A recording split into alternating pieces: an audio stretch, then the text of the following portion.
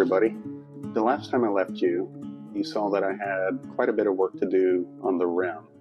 And I'd gotten it started, but there was still a few odds and ends I needed to put together before I could assemble it into the rim blank. One of the pieces is setting up the tone ring. And I have this one piece of fingerboard that I was going to cut up and use for that tone ring. But it's not long enough to just cut it evenly into the 8 blocks that I need for that tone ring. So what I'm going to have to do to get started with is cut it right down the center, just rip it as evenly as possible, and then I can cut each side into 4 different pieces for that assembly. It's going to take some careful measuring and cutting, and that's what I'm going to get started with here and show you guys what I'm up to. So I'm going to put one mark here at the midway point. I'm going to put another mark here. Same thing. Next thing I do is grab my marking gauge and set it to that dot that I just put in the center of the piece of stock. I check it to make sure it's even by flipping it around. Then I go ahead and start marking it.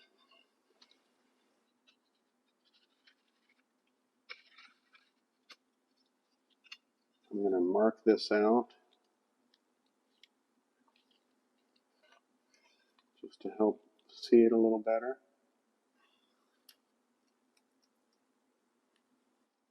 So now I have it marked out.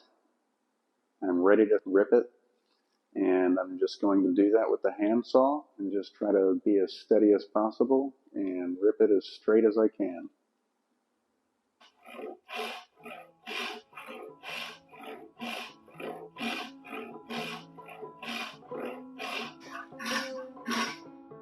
Check every now and then, make sure you're still on target. I'm still right in the line, so I'm just going to keep at it.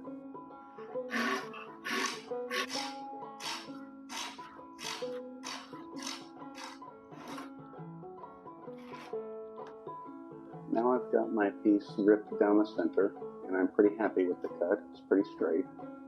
Maybe not perfect, but I'm going to take this opportunity to straighten it up. Maybe it doesn't need to be perfect, but it's nice to have clean reference spots for these measurements and doing these cuts. So I'm going to go ahead and straighten it out. What I have here is a flat piece of granite that I've adhered some sandpaper to, and a nice square block that I'm going to hold it against. And I'll basically just work it down. I won't do a lot of this, just enough to kind of sort it out and give me that nice flat reference. One thing that I should note is that it's probably worthwhile to wear some kind of dust mask or respirator mask. I've got a respirator mask that I'm going to use for this. A lot of wood dust can be allergens and give you problems. Cerakote in particular, I've heard some people have reactions to, so I'm going to go ahead and wear a mask while I'm doing this. You could probably do this with a hand plane as well. I'm not sure how the grain's going to work on this one, and I'd rather not chip it up and stuff, experimenting on it with a hand plane, and I don't have much of this to work with, so the safe route is to go ahead and use the sandpaper like I'm doing here. At least that's how I feel about it right now.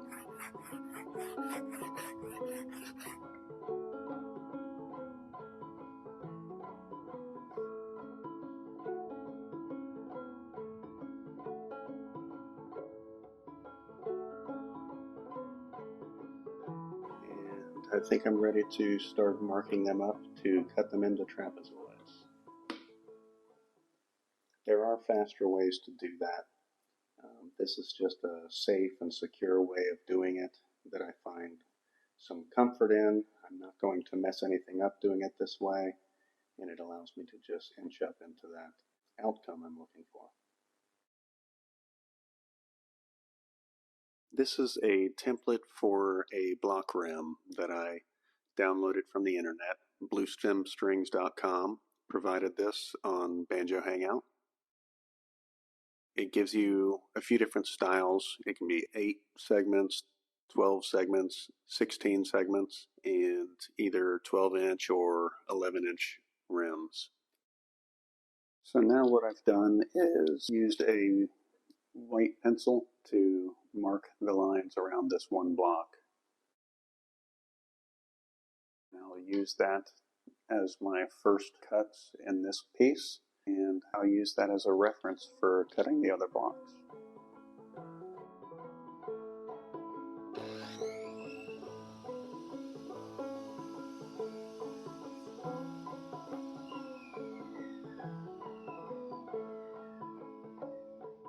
So now what I'm going to do is flip the stock.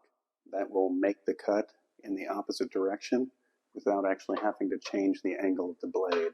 It's much easier to do this by flipping the stock over than it is to continually move the saw blade back and forth.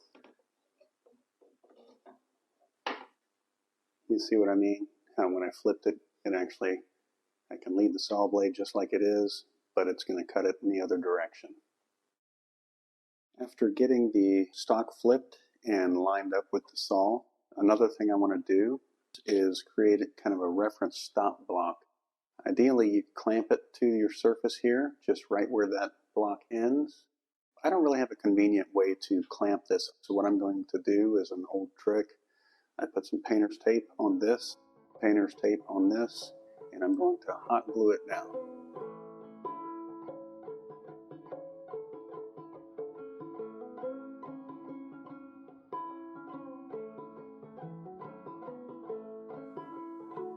It's not going to go anywhere.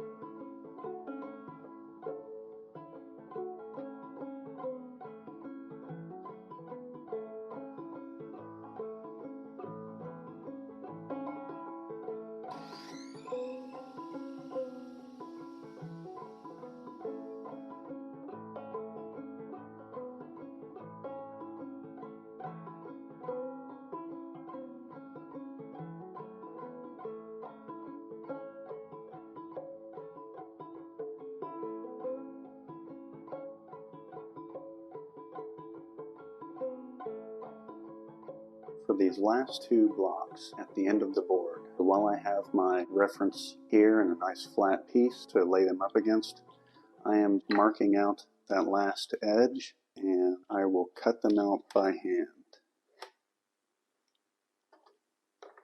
Once I cut that out by hand, it should have a nice trapezoid that matches the other ones. Removing my reference block is as simple as pulling it up. And I can just peel the painter's tape off this, and that glue that was on it comes right off.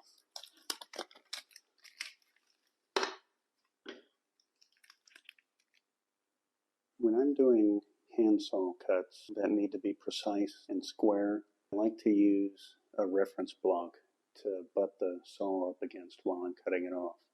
Basically, I have this lined up to where the face of this block is riding along that line that I set on this piece of wood.